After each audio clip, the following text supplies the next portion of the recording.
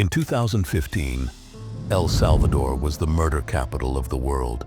Every 90 minutes, someone was murdered. Kids couldn't play outside. Parents worried every time their children left for school. Store owners had to pay money to gangs just to keep their shops open. But what happened next? Some would call it a miracle, others a deal with the devil. Two brutal gangs, MS-13 and Barrio 18, ruled the streets. No one could stop them, not the police, not the army, not even the president. El Salvador wasn't just dangerous, it was considered a lost cause. Most people thought that it would always be this way, but in 2019, a young, unconventional leader named Nayib Bukele made a bold promise to end the gang violence forever. In just 4 years, El Salvador would go from being the world's most dangerous country to one of its safest. The price of peace, however, would shock the world. Welcome to the Tales of Legacy, and this is the story of Nayib Bukele and how he changed the fate of El Salvador. In 2015, El Salvador was a country ruled by fear. The wrong color shoes could get you killed. Taking the wrong bus meant never coming home.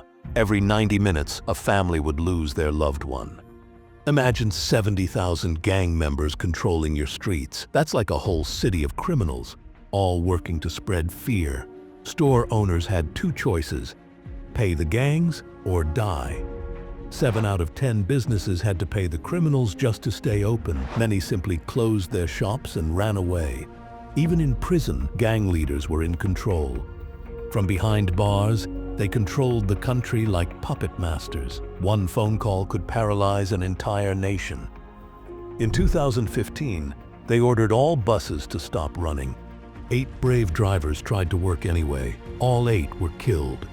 The gangs owned 80% of the country. Cops were too scared to enter many neighborhoods. Ambulances had to ask gangs for permission to save lives. Even schools had to pay gangs to stay open.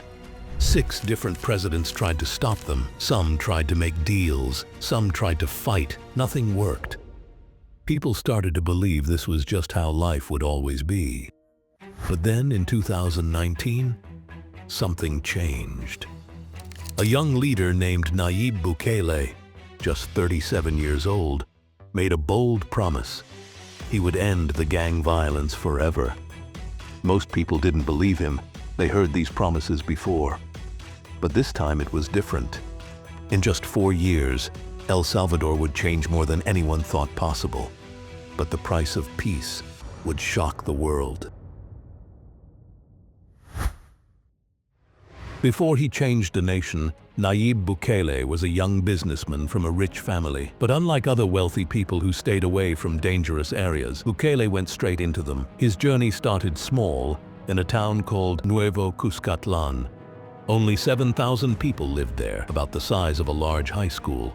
But this small town would change everything. Bukele did things differently. While other politicians gave boring speeches, he sent young people called Team Nayib into the streets to talk to everyone. In a country where people were divided into 2 sides, left and right, Bukele talked to both. And at just 31 years old, he won the election by only 108 votes and became the town's youngest mayor ever. But it wasn't just that he won, it was how he won. He showed that you didn't have to pick sides to make things better. But Bukele wasn't done. In 2015, he went after something everyone said was impossible, becoming the mayor of San Salvador, the capital city where gangs ruled the streets. Again, he broke all the rules. While other politicians wore fancy suits, he wore a leather jacket and jeans. While they gave speeches on TV, he talked to people on social media. While they stood behind podiums, he walked the streets. Young people loved him. Soon, more people followed him on social media than the current president. It's because he was speaking their language. On March 1st, 2015, he did the impossible. He became the mayor of San Salvador.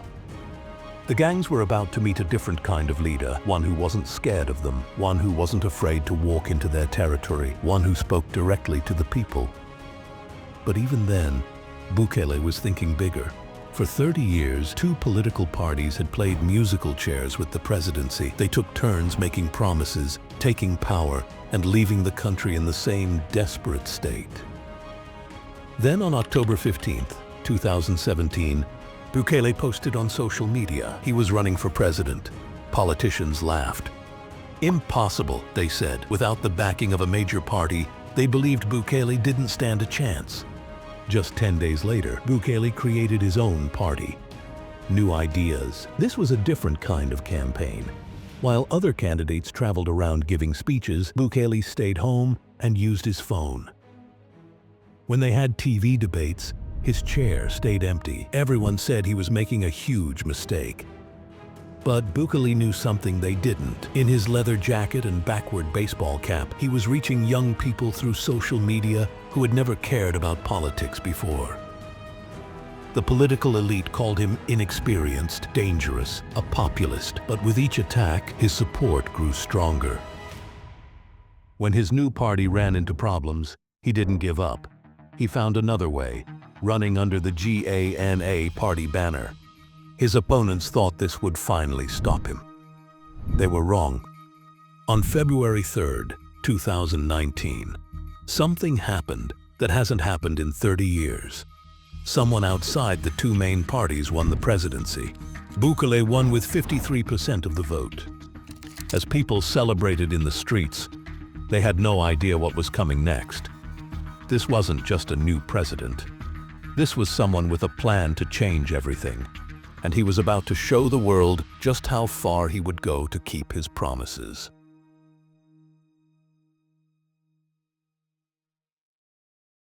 On June 20th, 2019, just weeks after becoming president, Bukele revealed his Territorial Control Plan to take back El Salvador from the gangs.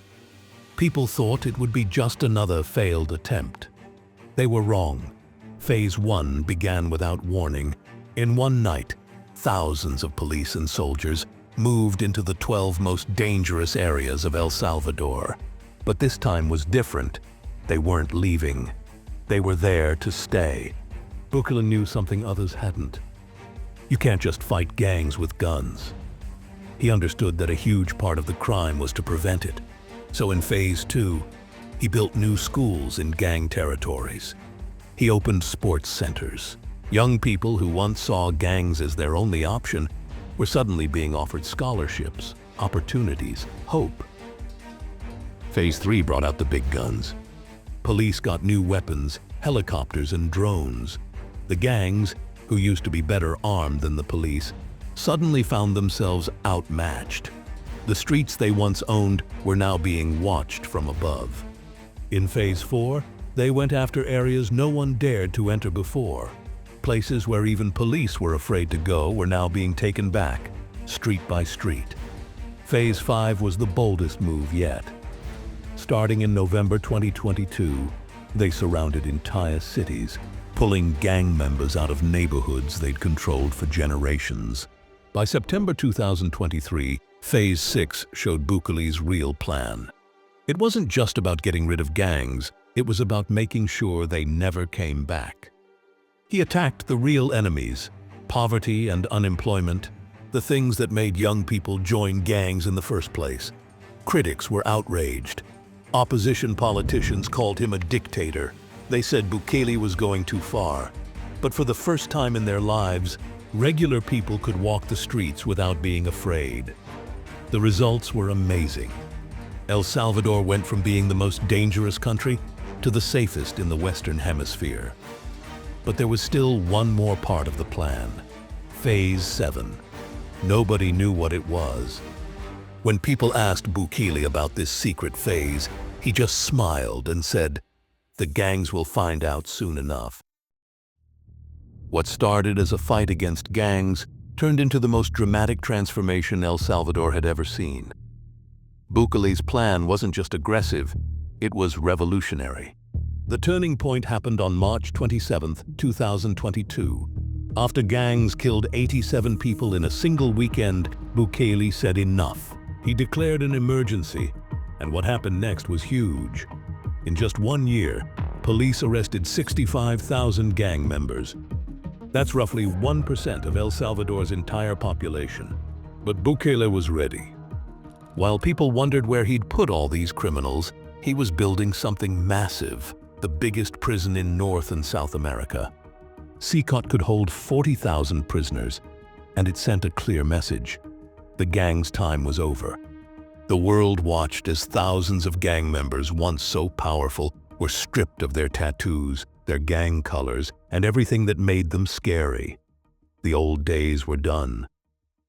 But the real magic happened in the neighborhoods. Places where gang graffiti used to mark territory now had playgrounds. Old gang areas were given a new life with new schools, places to learn jobs, medical clinics, parks, and playgrounds where children could play freely. Store owners who paid gangs for decades were finally free. Street vendors could sell without fear. Restaurants could stay open at night for the first time in years. Police officers who used to avoid dangerous neighborhoods now walked those same streets. They knew people's names. They played soccer with kids. This wasn't just police work. It was rebuilding communities from the ground up. Not everyone was happy, though. Some said Bukele went too far. Human rights organizations pointed to overcrowded prisons, suspended civil rights, and reports of innocent people being caught in the process. Bukele's answer was simple. We'll fix the mistakes later, but we won't stop until we finish the job. The results were clear. Areas that used to see multiple murders every week now went months without a single killing. Places that were once too dangerous to walk through were now playgrounds for children. El Salvador was changing in ways no one thought possible. But it left everyone asking, what was the real price of peace? The numbers told the story that everyone thought was impossible. In 2015, El Salvador was the most dangerous country in the world, with 103 murders for every 100,000 people. By 2023, that dropped to just 2.4, making it safer than most American cities. Nobody was getting threatening phone calls anymore. Nobody had to pay gangs to stay in business. For the first time ever, El Salvador started having days when nobody was murdered, something that seemed impossible just a few years ago. The world started noticing. Tourists who used to be too scared to visit now came in huge numbers. Streets that used to be empty after dark were now full of life. Visitors explored the whole country, from historic towns to volcanoes to world-class surf beaches. Business boomed. Small shops that used to give all their money to gangs were now making profits. Big companies from other countries started investing. Houses in neighborhoods that used to be dangerous were now worth 3 times as much. Not everyone liked how Bukele did it. Some people said he was too harsh. Human rights groups are worried about the crowded prisons. The United States said he was getting too powerful. But in El Salvador, people loved the changes. Parents could finally let their kids play outside. Students weren't scared at school anymore. Street vendors could work without paying gangs. The change was bigger than just numbers. There was new hope in the air. Salvadorans who had run away from the violence started thinking about coming home. Whenever people criticized him, Bukele always said the same thing. Come to El Salvador, walk our streets, ask our people what they care about more, human rights reports, or being able to live without fear. People still argue about whether Bukele did the right thing. But one thing is clear. El Salvador found peace. Now everyone wonders, can it last? And was the price too high? What happened in El Salvador is one of the biggest turnarounds any country has ever seen in modern history. A place everyone had given up on has become a story of amazing change. The numbers are shocking, from 18 murders every day to going months without a single killing. Streets once ruled by gangs now have busy shops. People who once ran away are coming back home. Other countries are paying attention. Some want to copy El Salvador's success. Others worry about how far Bukele went to achieve it. But nobody can ignore what happened here. You can be asking yourself right now, if Bukele was able to do something that seemed impossible, end the crime in a country ruled by gangs, why aren't more nations following his example? Is it about the power, corruption, or are there deeper hidden interests that stop leaders from taking bold action to solve these problems? However, big questions remain. Will this peace last after Bukele? Can El Salvador stay safe without tough measures? What happens when emergency rules end? The Salvadoran people have already answered some of these questions. On February 4th, 2024, they re-elected Bukele with an overwhelming 85% of the vote, the highest margin in modern democratic history. The message was clear. They chose security over concerns about democratic norms. But Bukele isn't done yet. His vision goes beyond fighting crime. He's betting big on Bitcoin and planning a special tax-free Bitcoin city powered by volcanic energy. New roads, ports, and airports are being built everywhere. Schools are changing too. Kids are learning coding and tech skills. Bukele wants to turn El Salvador from a dangerous place into a technology leader in Central America. For regular people, life is already different. For the first time in their lives, they can walk anywhere without being scared, run businesses without paying gangs, let their kids play outside, plan for a future in their own country. Most importantly, young Salvadorans are dreaming differently. Instead of planning to escape, they're dreaming about building businesses at home. There are still problems. The country has high debt, needs more jobs, and needs other countries to invest. But as Bukele says, we've already done the impossible. Everything else is just a matter of time. El Salvador teaches us something important. Big change is possible, but it comes with a price. Every country must decide if that price is worth paying. El Salvador's story isn't over. This nation has already shown that what seems impossible can become reality, that a country can change its fate, that real change can happen. The streets that were once dangerous now echo with laughter and life. That might be Bukele's greatest gift to his people.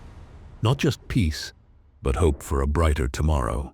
Thank you for watching Tales of Legacy. Until next time.